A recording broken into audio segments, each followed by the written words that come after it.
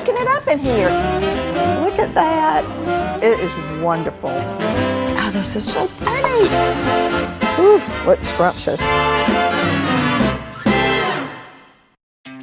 Hey everybody, I'm Vera Stewart and welcome to the VeryVera Show. You know, fall is finally in the air and I have got quite a show for you.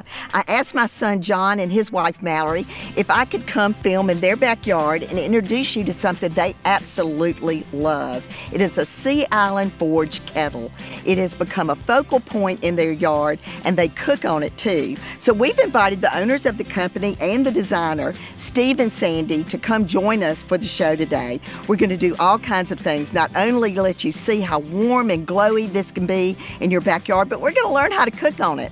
We're going to start with clams and oysters on top of the grate on the open fire. It's going to be amazing.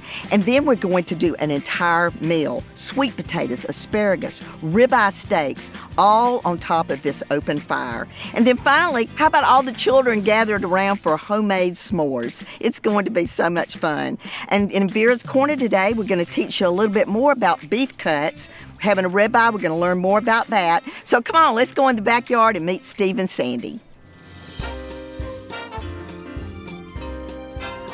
All right, everybody, this moment is here. I cannot wait to introduce you to Sandy and Steve Schoettle. They're from St. Simon's, and they're the owners and the designers of Sea Island Forge.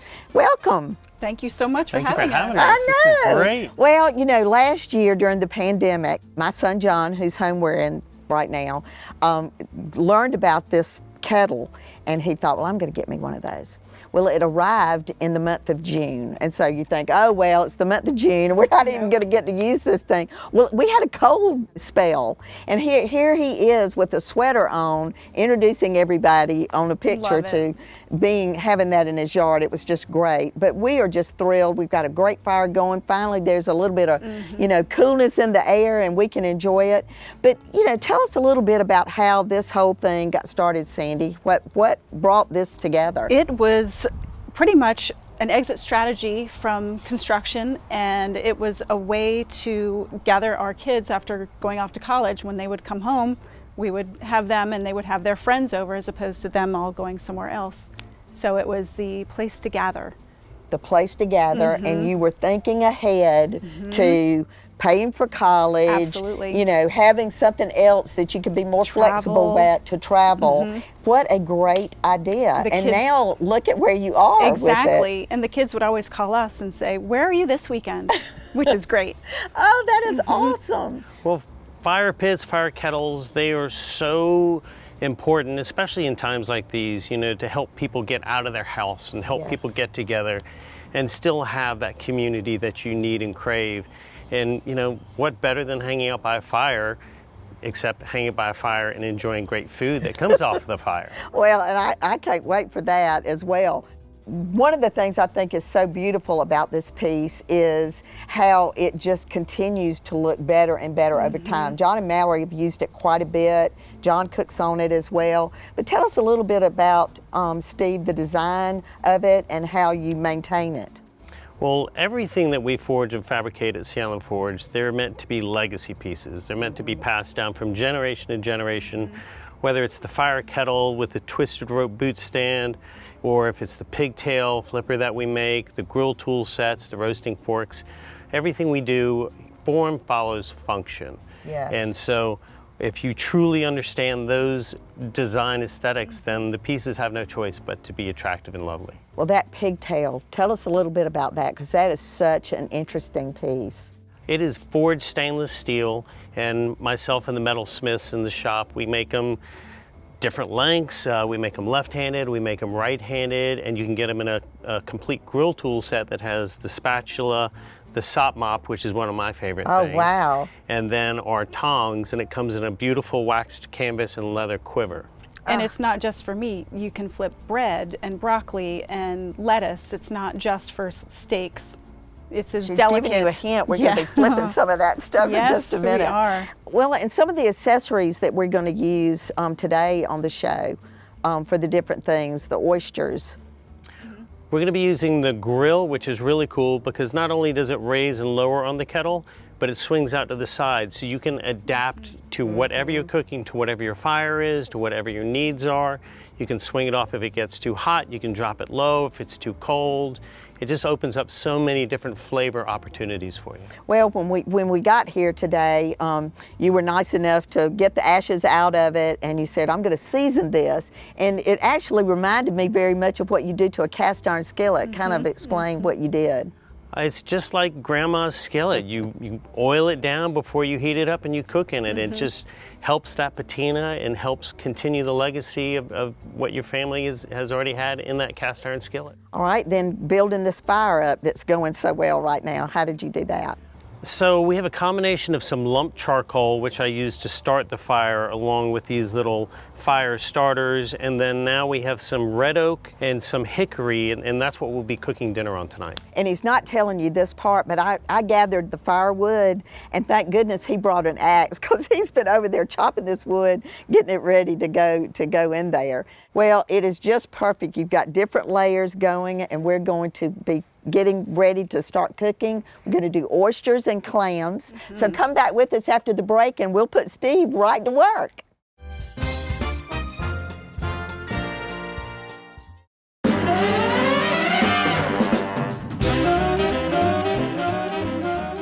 Welcome back, everybody. If you're just joining me, I'm at the home of my son John and his wife Mallory.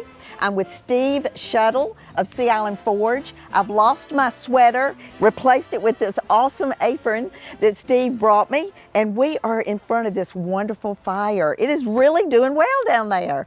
We've got a great bed of coals going, a little bit of fire on some of that oak. We've got the grill on the kettle, and we're going to be cooking these clams and oysters on there. Okay, so something simple, but something that's going to be really delicious. So tell me about this piece right here, the grill. So this grill, what's really cool about it is it moves up and down, but then it also moves out to the sides. You don't have to lean over your fire to tend to your food, but also when I'm loading these clams and oysters on here, I can do it off of the fire so that I'm not cooking myself at the same time I'm cooking the food. I was wondering about that. During the break, you got some sweet potatoes embedded into the coals. We wrapped them in tin foil, and those are going to be part of the meal we're doing. Yes, in a few minutes. A little bit of olive oil and salt and pepper, and then just wrap them really tight with the aluminum foil, and that helps keep the moisture in while they're cooking in the actual coals themselves. Well, one of the nice things about where Steve and Sandy live down in St. Simon's on the coast is you cannot get much fresher than these oysters and clams that he's putting on here right now. Those are just gorgeous. Oh, okay, so how long does something like this take to do? Well, that's going to depend on how hot your fire is, and then also how you like your clams or oysters cooked, whether you like them, medium well, or well done. Oh, and you're going to tell us those secrets, right? Oh, you're going to taste the secrets. Oh, I'm going to taste it. That's even better.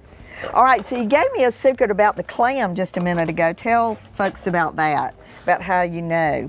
So you never want to cook any clams or oysters that are not fresh, meaning they've already given up the ghost. So with the clams, you just tap them, and if they sound solid like a rock, then they're still alive. If they sound hollow, then they're probably not alive anymore, and you don't ever want to cook or eat those. Okay, so I did not know this fact, everybody, and they were over there doing this, and I thought, what are they doing? So now I know.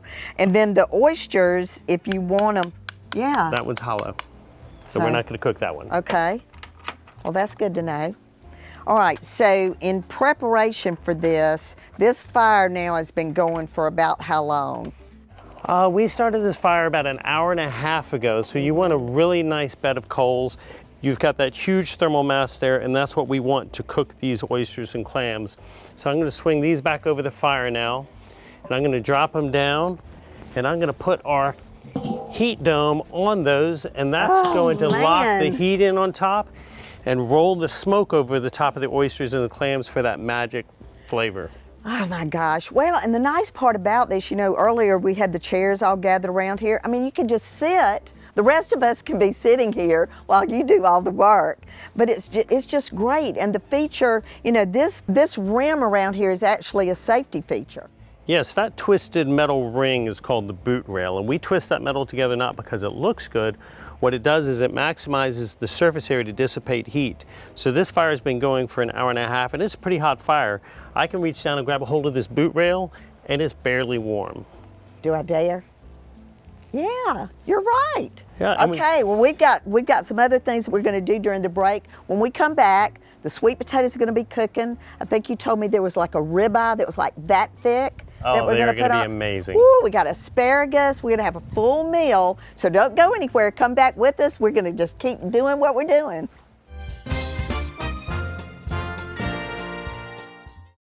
Vera's Corner is sponsored by TaxSlayer. It's your refund. Go get it. My good friend, Chef Jamie Keating, is very versed in all aspects of cooking and food preparation. Today, he's going to go over some common cuts of beef so you can be well on your way to chef status. Filet mignon is cut from the tenderloin and is one of the most tender cuts of beef. A 1,000-pound steer yields only about 7 to 15 pounds of this mild cut, which is why it's fairly expensive. Filets are great and simply seasoned with just salt and pepper alone. Flank steak is a long, flat cut of belly muscle that has a distinctive vertical grain and can be a bit chewy. To tenderize this lean meat, try marinating and always slice against the grain. New York strip is cut from the top of the short loin. A longtime steakhouse favorite, it's renowned for its robust flavor and somewhat dense texture. The ribeye is cut from the top of the steer's rib section where the meat is generously marbled with fat. One of America's most popular steaks, the ribeye has a velvety texture and a full-bodied flavor, thanks to the distribution of that fat throughout. Sirloin comes from the area between the short loin, home of the porterhouse and T-bone, and less pricey round, so it delivers taste and tenderness for a lower price. There are plenty more cuts of beef we could all learn about, but you know some of the most common now. Next time you approach the meat counter, you know exactly what you're looking for.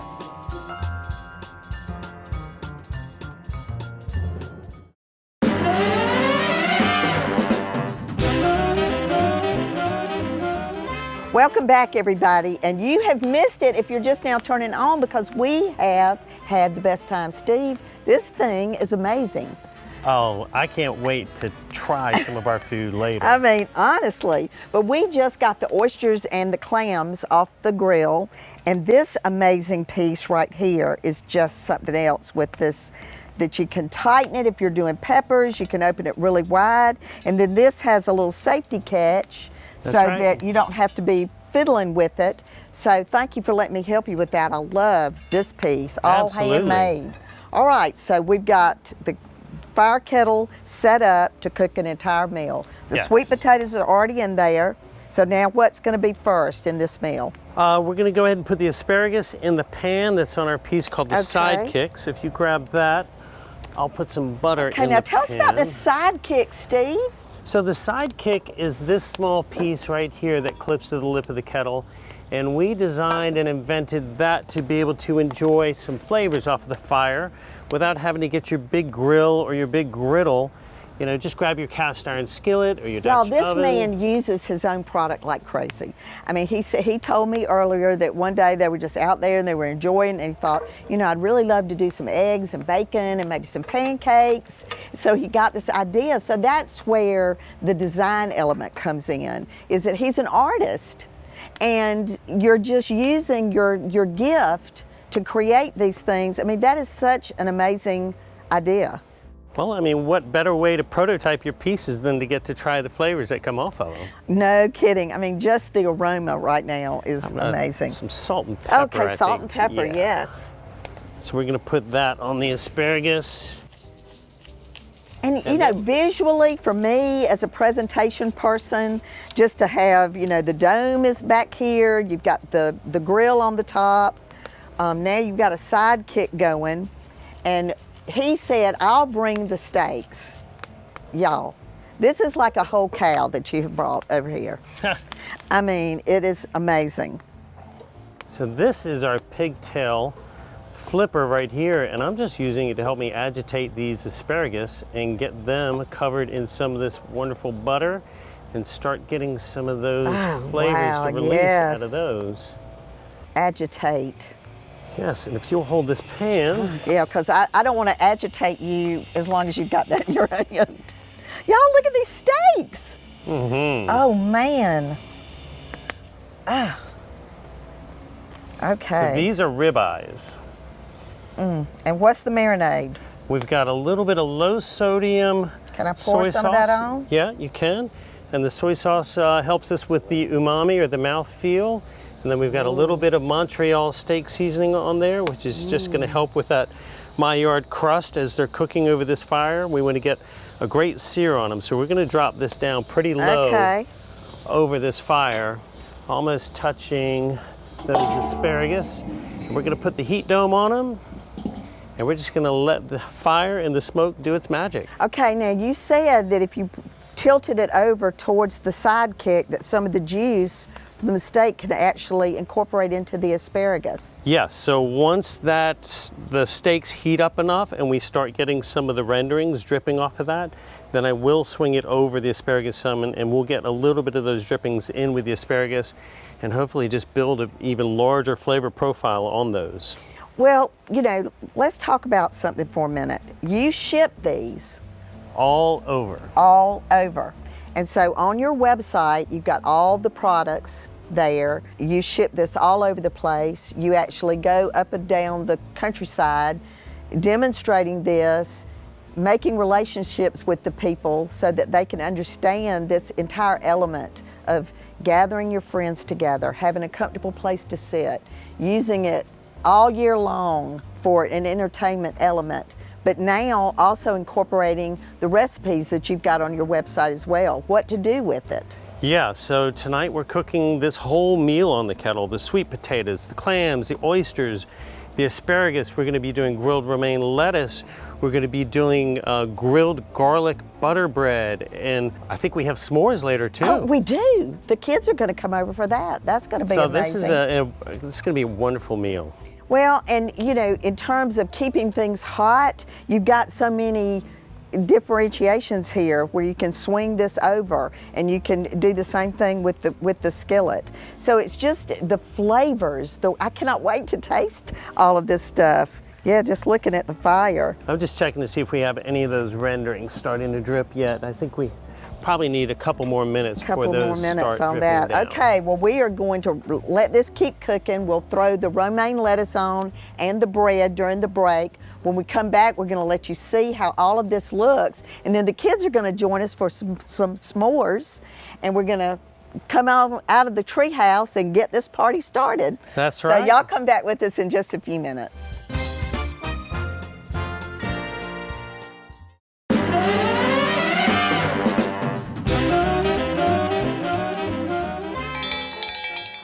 Sounds like dinner is served, and I am so excited. This meal is amazing.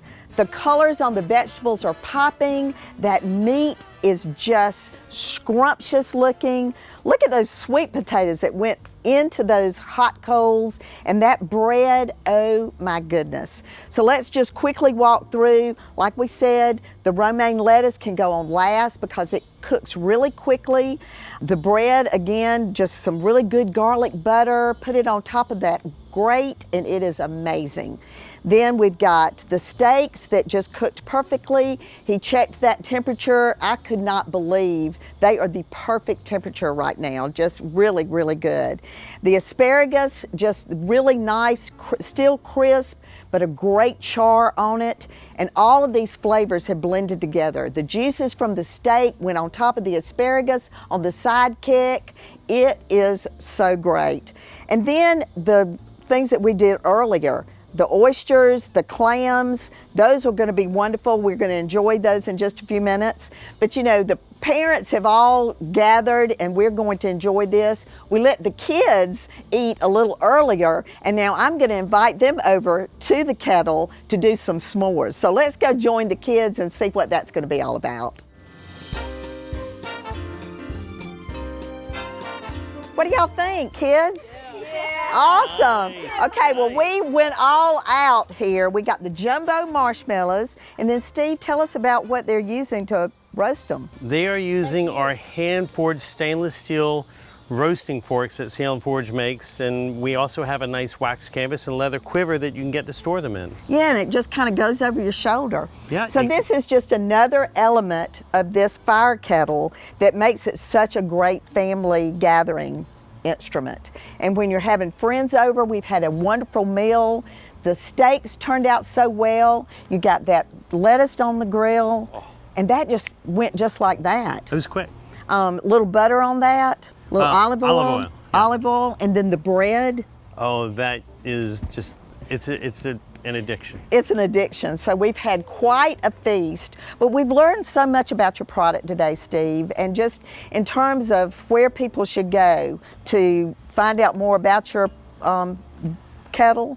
Seal and Forge on the internet, sealandforge.com, Instagram, Facebook, Seal and Forge, and Pinterest. Awesome. Well, kids, what do y'all think? It's great. It's awesome. Awesome, yeah. We certainly want you to look up more information on Seal and Forge, and just as we always say on the VeryVera show, no matter what you do it in good taste. You have certainly brought your motto in here about bringing people together.